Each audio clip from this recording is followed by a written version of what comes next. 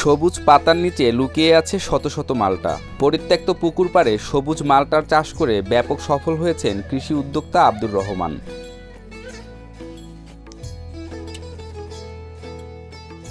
দেখতে কাঁচা মনে হলেও বেশ সুমিষ্ট ও রসালো এই সবুজ মালটা। কোনো রাসায়নিক সার ও কীটনাশকের ব্যবহার ছাড়াই ফেরোমন ফাঁদ ব্যবহার করে চাষ করা হয়েছে বাড়ি এক জাতের এই মালটা। গাছের পরিচর্যায় ব্যবহার করা হয়েছে শুধু জৈব সার। এই মালটার বাগানে আমি ঘুরতে আসছি এবং এই মালটার বাগানের ফল অত্যন্ত সুস্বাদু এবং এই ফল আমি নিজেও খাচ্ছি। মানে এই যে আমি খাচ্ছি ফল কিন্তু অত্যন্ত সুস্বাদু খাইতে।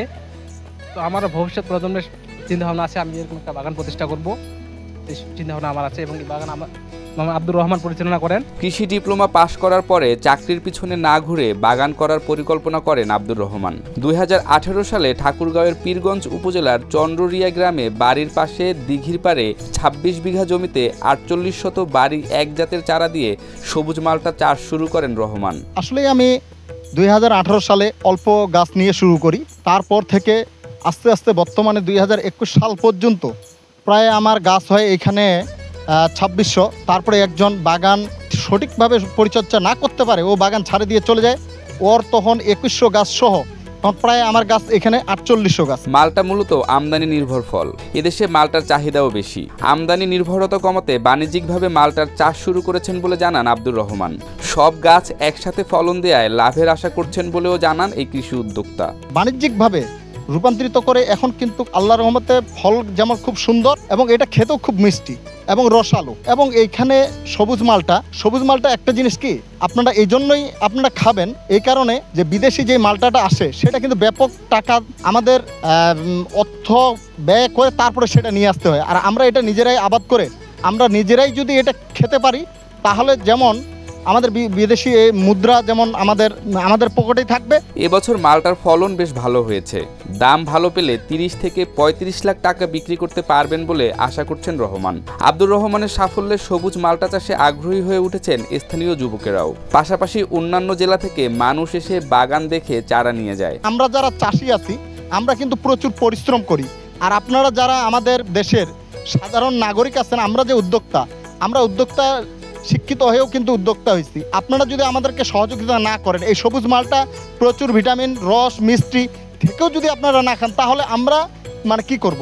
আমরা চাকরি বাদ দিয়ে আমরা কিন্তু উদ্যোক্তা হয়েছি। তাই আপনাদেরকে আমরা একটা জিনিসই বলবো, আপনারা সবুজ মালটা বেশি বেশি করে খাবেন, আমরা যারা কৃষক আমরা যেন উপকৃত হতে পারি। মালটা বাগানের রক্ষণাবেক্ষণ ও গাছ পরিচর্যায় খরচ হয়েছে প্রায় 9 লাখ টাকা। 2000 মন মালটা বিক্রি করে 35 লাখ টাকারও বেশি আয় করার আশা করছেন আব্দুর রহমান। বাণিজ্যিকভাবে মোট 26 বিঘা জমিতে মালটা চাষ করেছেন তিনি। এই সুবিশাল বাগানে অনেকেরই কর্মসংস্থানের ব্যবস্থা হয়েছে বলেও জানা যায়। আব্দুর রহমান ভাই বাগানে থাকি, আর 20-22 জন লোক আছি। আমরা মালটা ভাঙাভাঙি করি, দেখাশোনা করি, আর দীর্ঘ বছর ধরে থাকি। আমরা 3 বছর ধরে এখানে আছি আর কি। তো এই যে বেতন পাই সেই বেতন দিয়ে আমার মোটামুটি সংসার চলে। দেখাশোনা যা যাবতীয় সবকিছু আমরা করি। আর এবং বছর যাতে আছে ফল ইনশাল্লাহ খুব সুন্দর। আব্দুর রহমানের মালটা বাগানের খ্যাতি সামাজিক যোগাযোগ মাধ্যমে ছড়িয়ে পড়লে ঠাকুরগাঁও জেলা সহ আশেপাশের জেলা থেকে অনেকেই আসছেন মালটা বাগান দেখতে। আয়ের লক্ষ্যমাত্রার বিষয়টি অনুধাবন করে দর্শনার্থীরাও এই চাষের প্রস্তুতি নিতে পরামর্শ নিচ্ছেন রহমানের কাছ থেকে। রহমান ভাইয়ের মালটা বাগান দেখতে এসেছি, যেটা সামাজিক যোগাযোগ মাধ্যমে বেশ জনপ্রিয় হয়ে উঠেছে এবং আমি দেখতে এসে খুব ভালো লাগলো, কারণ মালটার যে সাইজ দেখলাম অনেকটাই বড় আকৃতির। অনেক দূর থেকে আসছি মালটার বাগান দেখতে।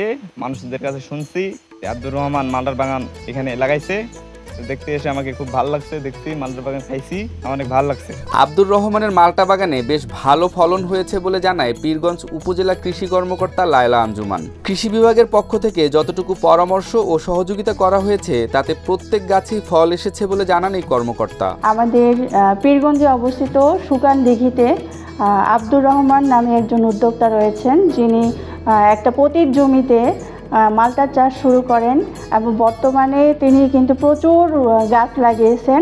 প্রায় 4800-র মতো গাছ ওনার সুকান দিঘিতে অবস্থান করছে। আশা করা যায় যে এই বছরও তিনি হয়তো আরও অনেক লাভবান হবেন এবং আমাদের কৃষি অফিসের পরামর্শ তিনি প্রতিনিয়ত নিয়ে থাকেন।